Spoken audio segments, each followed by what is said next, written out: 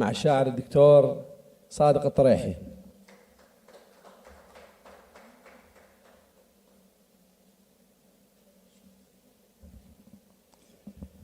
سادتي الأفاضل، السلام عليكم ورحمة الله وبركاته.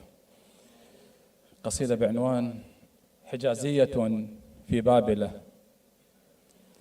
زيت وعشاق وأسواق بمجلس قارئ عرف المناسك والكتاب بعقله.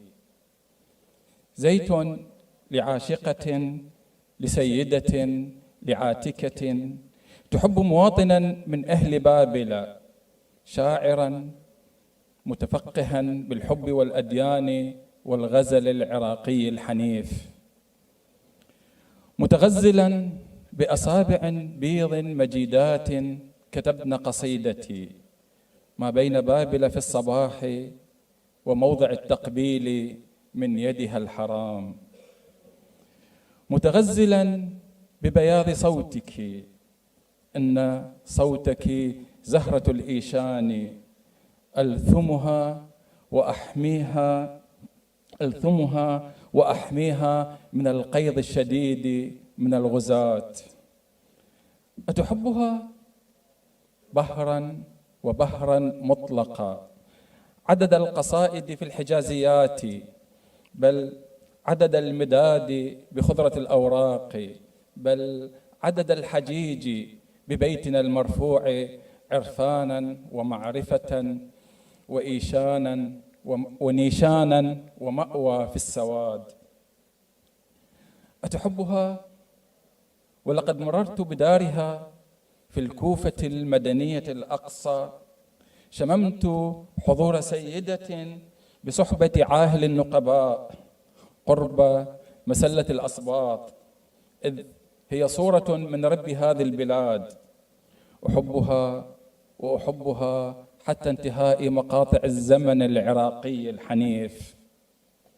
زيت لعاتكة الخيال لعطرها في الرافدين، لقد وقفت بباب صفك ما بكيت وكان أصحابي معي، قالوا لنسمع ما تقول فإنها مأمورة بالحب والحب الحنيف لسيد من نسل بغداد السلام.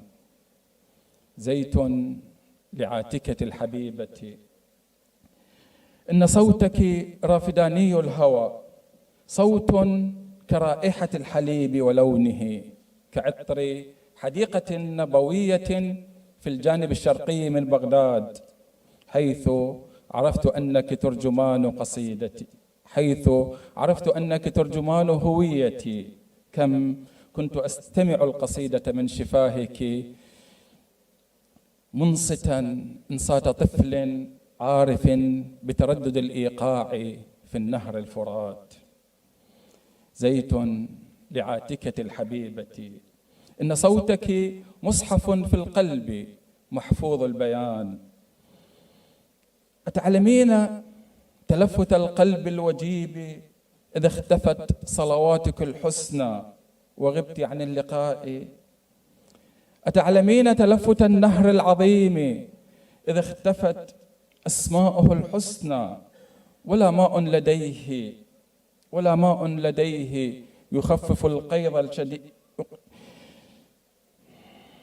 أتعلمين تلفت القلب الوجيب إذا اختفت صلواتك الحسنى وغبت عن اللقاء؟ أتعلمين تلفت النهر العظيم إذا اختفت أسماءه الحسنى ولا ماء لديه يخفف القيض المؤرق في الديار؟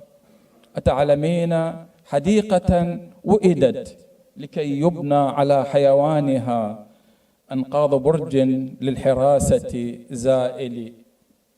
زيت لعاتكة الشريف لقد قرأت كتابك المخطوط عشقا في مجازات الهوية، إنني أبقى أحبك ما أقامت بابل العذراء، ما أرسى ببابل مشهد الشمس العظيم، وما تنفس أيل في باب عشتار الحرام، وأنني أبقى أضمك في الكتاب. زيت لملهمة الشريف لشعرها المظفور وحيا أخضر. شكرا.